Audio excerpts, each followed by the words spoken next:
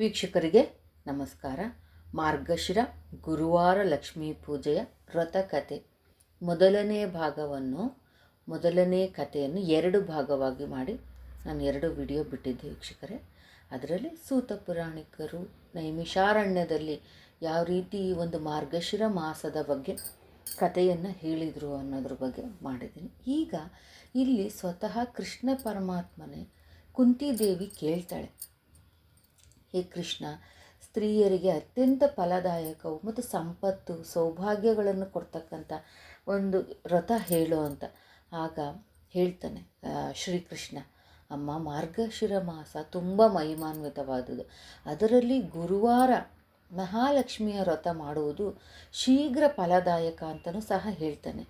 ಆದರೆ ಆ ವ್ರತ ವಿಧಿವಿಧಾನ ಏನು ಅಂತಲೂ ಕೇಳ್ತಾನೆ. ಆ ವ್ರತವನ್ನು ಮಾರ್ಗಶಿರ ಮಾಸದಲ್ಲಿ ವ್ರತ ಆಚರಣೆ ಮಾಡಬೇಕು.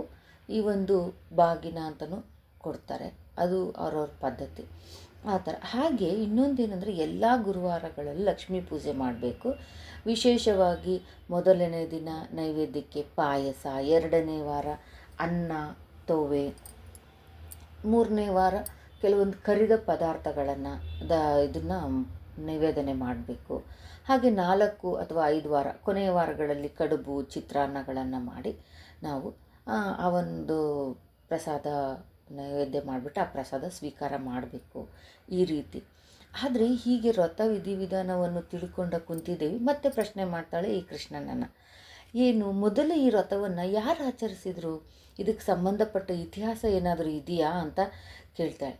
ಹಿಂದೆ ಮಧುರಾ ನಗರದಲ್ಲಿ ಗುಣವಂತನೆಂಬ ರಾಜ ಇರ್ತಾನೆ. ಅದೇ ಪಟ್ಟಣದಲ್ಲಿ ಸೋಮಯಾಜಿ ಅಂತ ಒಬ್ಬ ವಿಪ್ರರಿರ್ತಾನೆ.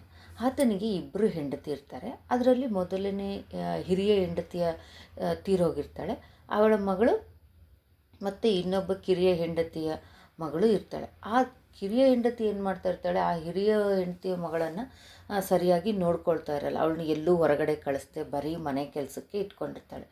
ಹೀಗೆ ಈ ಹುಡುಗಿಗೆ 2 ವರ್ಷ ತುಂಬಿ ಆ ಹುಡುಗಿ ಎಲ್ಲೂ ಹೊರಗಡೆ ಆಡೋದಕ್ಕೂ ಹೋಗದೆ ಏನು ಮಾಡಿದೆ ಆ ಚಿಕ್ಕ ಹುಡುಗಿ ಹತ್ರನೇ ಕೆಲಸ ಮಾಡಿಸ್ತಾ ಇದ್ದಾಳೆ. ಹೀಗಿರುವಾಗ ಮಾರ್ಗಶಿರ ಮಾಸನೂ ಬರುತ್ತೆ ಊರುಗಳಿಗೆ. ಅವಾಗೆಲ್ಲ ಕಳಶ ಮಡಿಕೆದೆಲ್ಲ ಇಟ್ಟು ಹಿಂದಿನ ಕಾಲದಲ್ಲಿ ಇತಿಹಾಸ ಪುರಾಣ ಆ ಒಂದು ಕಾಲದಲ್ಲಿ ಏನು ಮಾಡ್ತಾಯಿದ್ರು, ಮಡಿಕೆಗಳನ್ನೇ ಕಳಶ ಆಗಿ ಇಟ್ಕೊಂಡು ಅಲ್ಲಿ ಪೂಜೆ ಮಾಡ್ತಾಯಿದ್ರು. ಆ ಮಗುನೂ ಆ ಮಡಿಕೆ ತೊಗೊಂಡು ನದಿ ತೀರದಲ್ಲಿ ಎಲ್ಲರೂ ಮಾಡ್ತಾರಲ್ಲ ಅಂತ ಲಕ್ಷ್ಮೀ ಪೂಜೆಯನ್ನು ಮಾಡಿರುತ್ತೆ. ಹುಡುಗಿ ಮಾಡಿ ದಾರವನ್ನು ಕಟ್ಕೊಂಡು ಕೈಗೆ ಮನೆಗೆ ಬಂದಿರ್ತಾಳೆ. ಅದನ್ನು ಆ ಕಳಶನ ಮತ್ತೆ ತೊಗೊಂಬಂದು ಧಾನ್ಯ ರಾಶಿ ಮೇಲೆ ಇಟ್ಟು ಮುಂದಿನ ಗುರುವಾರ ಪೂಜೆ ಮಾಡಬೇಕು ಅಂತ ಇರ್ತಾಳೆ. ಇದನ್ನು ನೋಡಿದ ಆ ಮಲತಾಯಿಗೆ ಏನಾಗುತ್ತೆ ಅಂದರೆ ಸಿಟ್ಟು ಬರುತ್ತೆ.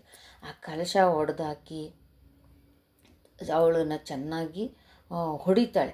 ಹೊಡೆದು ಅದನ್ನೆಲ್ಲ ನೋಡ್ಕೊಂಡಿದ್ರು ಈ ಸೋಮಯಾಜಿ ಏನು ಮಾಡೋದು ಆಗೋಲ್ಲ. ಆ ಪರಿಸ್ಥಿತಿಯಲ್ಲಿ ಅವನಿರ್ತಾನೆ.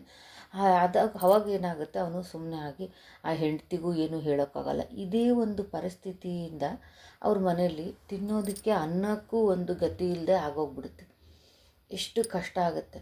ಆ ಪರಿಸ್ಥಿತಿಯನ್ನು ಮತ್ತೆ ಅವನೇನು ಮಾಡ್ತಾನೆ, ಧೈರ್ಯ ತಂದುಕೊಂಡು ಆ ಮಗಳ ಹತ್ರ ಈ ಲಕ್ಷ್ಮೀ ಪೂಜೆಯನ್ನು ಮತ್ತೆ ಮುಂದಿನ ವಾರ ಮಾಡಿಸ್ತಾನೆ. ಆವಾಗ ಮತ್ತೆ ಮೊದಲಿನಂಗೆ ಇನ್ನೂ ಚೆನ್ನಾಗಿ ಅವನಿಗೆ ಆ ಮಗುಗೆ ಆಗಲಿ ಅವರ ಮನೆಯಲ್ಲೇ ಆಗಲಿ ಎಲ್ಲ ಈ ತೊಂದರೆಗೆ ಕಾರಣ ಇದೆ ಅಂತ ತಿಳ್ಕೊಂಡು ಆ ವ್ರತ ಮಹಿಮೆಯನ್ನು ತಿಳ್ಕೊಂಡಿರ್ತಾನಲ್ಲ, ಪೂಜೆ ಮಾಡಿಸಿ ಮಗಳ ಕೈಯಲ್ಲೇ ಈ ಮಹಾಲಕ್ಷ್ಮಿ ವ್ರತವನ್ನು ಮಾಡಿಸಿ ಮೊದಲಿನಂತೆ ಸಂಪೂರ್ಣ ಸುಖ ನೆಮ್ಮದಿಯಿಂದ ಇದ್ದು ಇರ್ತಾನೆ, ಪಡ್ಕೊಳ್ತಾನೆ. ಅದೆಲ್ಲ ಸಿರಿ ಸಂಪತ್ತು ನೆಮ್ಮದಿ ಅಂತ ಹೇಳ್ಬೋದು. ಹೀಗೆ ಶ್ರೀಕೃಷ್ಣ ಲಕ್ಷ್ಮೀ ವ್ರತದ ಮಹಿಮೆಯನ್ನು ಕುಂತಿದೇವಿಗೆ ಹೇಳ್ತಾರೆ. ಹಾಗೆ ಶ್ರದ್ಧಾ ಭಕ್ತಿಯಿಂದ ಈ ವ್ರತ ಕಥೆಯನ್ನು ಭಕ್ತಿಯಿಂದ ಆಲಿಸುವವರೆಗೂ ಇಹದಲ್ಲಿ ಸುಖವನ್ನು, ಅಂತ್ಯದಲ್ಲಿ ಲಕ್ಷ್ಮೀ ಲೋಕವನ್ನು ಸಹ ಹೊಂದುತ್ತಾರೆ ಎಂದು ಇಲ್ಲಿ ಹೇಳಿದ್ದಾರೆ ವೀಕ್ಷಕರೇ.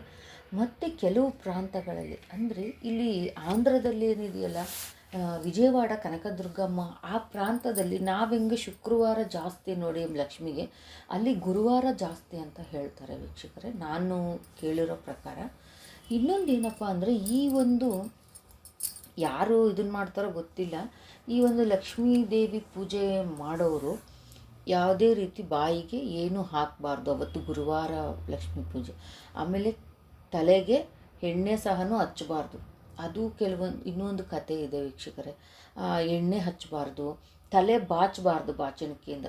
ಹಿಂದಿನ ದಿನವೇ ನಾವು ಮನೆ ಹೆಂಗೆ ಶುಭ್ರ ಮಾಡ್ಕೊತೀವೋ ಹಾಗೆ ಬುಧವಾರನೇ ನಾವು ಎಣ್ಣೆ ಹಚ್ಕೊಂಡು ಚೆನ್ನಾಗಿ ತಲೆ ಬಾಚ್ಕೊಂಡು ಎಲ್ಲ ಮಾಡಿಕೊಂಡು ಗುರುವಾರ ತಲೆ ಸ್ನಾನ ಮಾಡ್ಕೊಂಡವರು ನಾವು ಏನೂ ಮಾಡಬಾರ್ದು.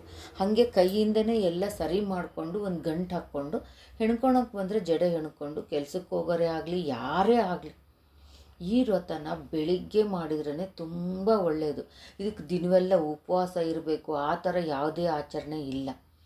ಸಂಜೆ ಮಾಡೋಕ್ಕೂ ಇದು ಗುರುವಾರ ಲಕ್ಷ್ಮೀ ಪೂಜೆ ಬಂದುಬಿಟ್ಟು ಬೆಳಿಗ್ಗೆನೆ. ಯಾಕಂದರೆ ಅಷ್ಟೊತ್ತು ಇವಾಗಿನ ಕಾಲದಲ್ಲಿ ಉಪವಾಸ ಇರೋಕ್ಕಾಗಲ್ಲ.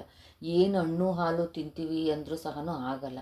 ಆದಷ್ಟು ಬೆಳಿಗ್ಗೆನೆ ಸಿಂಪಲಾಗಿ ಮಾಡ್ಕೊಳ್ಳಿ ಪೂಜೆನ. ಯಾವುದೇ ರೀತಿ ಆಡಂಬರದಿಂದ ಮಾಡೋದು ಅದೆಲ್ಲ ಏನು ಬೇಡ. ನಮ್ಮ ಶಕ್ತ್ಯಾನುಸಾರ ಮಾಡಿ ನಮಗೆ ಎಷ್ಟು ಅನುಕೂಲ ಇದೆಯೋ ಅದರಲ್ಲೇ ಮಾಡಿಕೊಂಡು ನಾವು ಸಂಪೂರ್ಣವಾಗಿ ಈ ಮಹಾಲಕ್ಷ್ಮಿ ಗುರುವಾರ ಮಹಾಲಕ್ಷ್ಮಿಯ ಒಂದು ಫಲವನ್ನು ಪಡ್ಕೊಳ್ಳೋಣ ಮಾರ್ಗಶೀರ್ಷ ಮಾಸದಲ್ಲಿ ಅಂತ ಹೇಳ್ತಾ ವೀಕ್ಷಕರೇ ಈ 2ನೇ ಭಾಗದ ಅಧ್ಯಾಯದ ಕಥೆಯನ್ನು ಮುಗಿಸ್ತಾ ಇದ್ದೀನಿ ವೀಕ್ಷಕರೇ. ಮತ್ತೆ ಮುಂದಿನ ವಿಡಿಯೋದಲ್ಲಿ ಸಿಗೋಣ. ಧನ್ಯವಾದಗಳು.